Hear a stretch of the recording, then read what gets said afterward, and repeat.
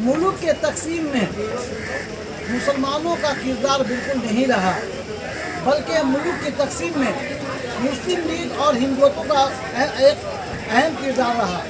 मुस्लिम आज़ाद party का जो conference हुआ 1940 में, इसके लिए आइंदा 7 तारीख को भारतीय भाषा परिषद में एक दिन का एक कॉन्फ्रेंस हासिम अब्दुल हलीम फाउंडेशन की जानिब से किया जा रहा है, जिसमें इस बात का चर्चा होगा कि मुल्क में जो नफरत का माहौल फैलाया जा रहा है, मुल्क में जहां बेरोज़गारी जैसे मौजूदात पर चर्चा होनी थी, वहां चर्चा ना करके नफरत वाली माहौल फैलाया जा रहा है।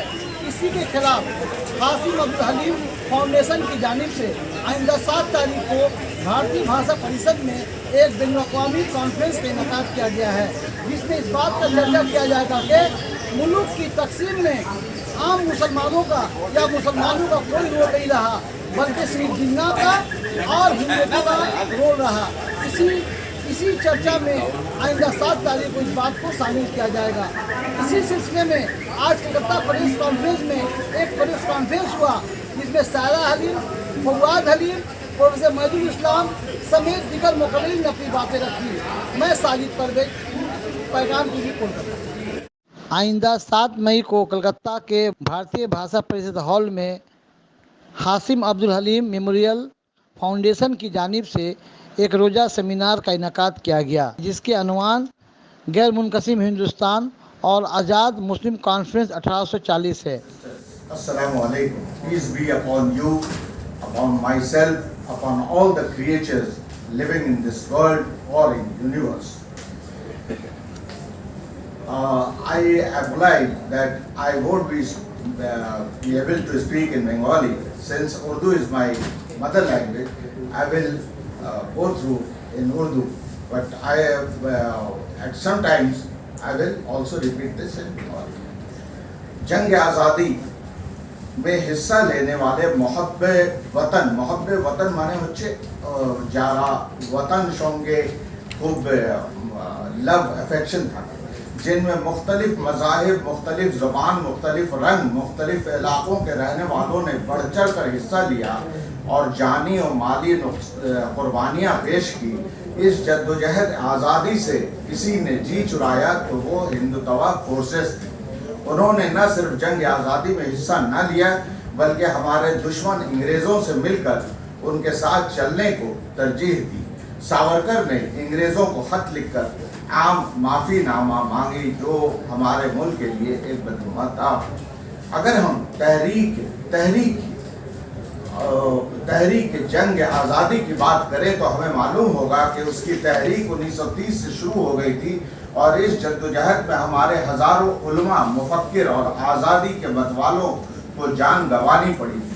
उन्हें फांसी दी गई, उनके जिस्म को दरख्तों से बांध कर लटका दिया गया। जब अंग्रेज़ों से छीन कर मुल्क को आज़ाद कराया गया तो बदकिस्मती से तक़सीम हिंद की आवाज़ मुस्लिम लीग ने बुलंद की। और इस सेमिनार में 2 कौमी नज़रिया पर भी बात की जाएगी। इसी सिलसिले में कल कलकत्ता प्रेस क्लब में एक प्रेस कॉन्फ्रेंस का इनेकाद किया गया, जिसमें डॉक्टर फवाद हलीम, प्रोफेसर दिबासी सरकार, प्रोफेसर मोहिदुल इस्लाम, कलकत्ता खिलाफत कमेटी के जनरल सेक्रेटरी नासिर अहमद, सायरा शाह हलीम समेत दीगर लोग मौजूद थे और अपनी बातें रखी। मुकर्रिरीन ने इस बात पर साफ तौर से कहा कि तक़सीम हिंद के ज़िम्मेदार मुसलमान नहीं, बल्कि मुस्लिम लीग और हिंदुत्व व जनसंघ के लोग थे और उन्होंने अंग्रेज़ों से चापलूसी करके हिंदुस्तान को तकसीम करने का रास्ता हमवार कर दिया।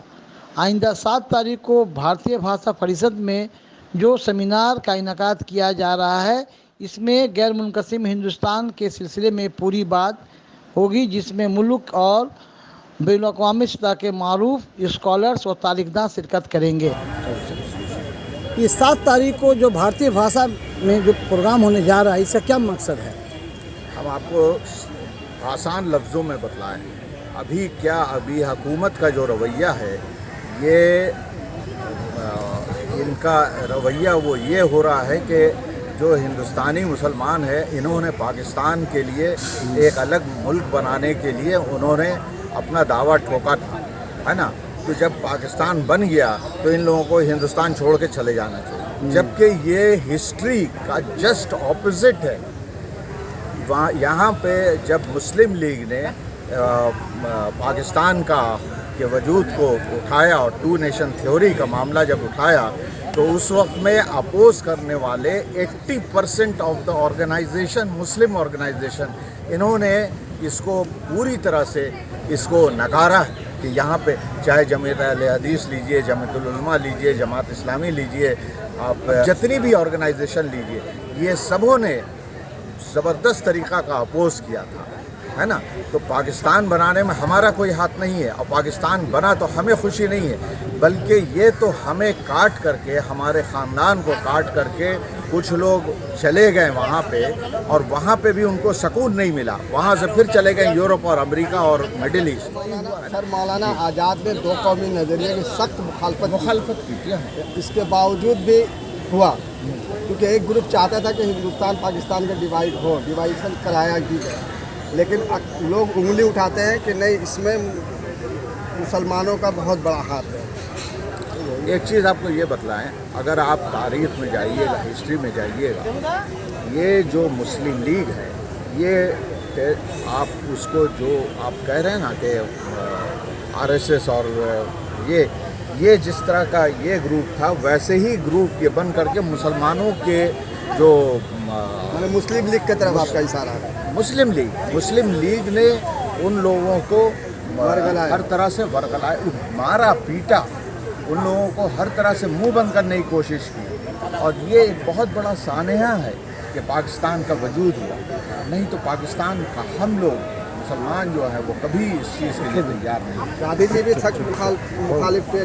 گاندھی جی کا معاملہ، گاندھی جی نے ہمیشہ یہ چیز کیا ہے کہ سبوں کو ملا کر کے چلنا ہے، سبوں کو.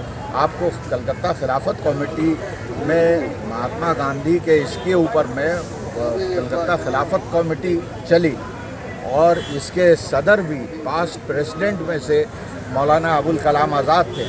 اور یہاں پہ کلکتہ خلافت کمیٹی میں لوگ کہتے ہیں کہ مسلمانوں کی تنظیم میں کوئی نہیں جاتا ہے، حالانکہ وہ کلکتہ خلافت کمیٹی میں نیتا جی سبھاش چندر بوس، گاندھی جی، چترنجن داس، مجیب الرحمان بنگلہ دیش کے، ان لوگ ریگولر مہمان رہے تھے. پکچریں بن رہی ہیں، کشمیر فائلز، کیرلا سٹوری، جو باقاعدہ غلط ایک نیریٹو دے رہی ہے کہ پورا کیرلا جیسا پروڈکٹیو جو اسٹیٹ ہے وہ کنورشن میں اور سیریا کنورٹ کر کے لڑکیوں کو سیریا بھیج رہا ہے. تو یہ ہمیں پتہ ہے کہ بہت ایک الیکشن چناؤ سامنے ہے، وہ کرناٹکا کا الیکشن، اور اس دوران یہ سماج میں لوگوں کو پولرائز کرنے کا ایک پریتن چل رہا ہے پکچروں کے دوارا.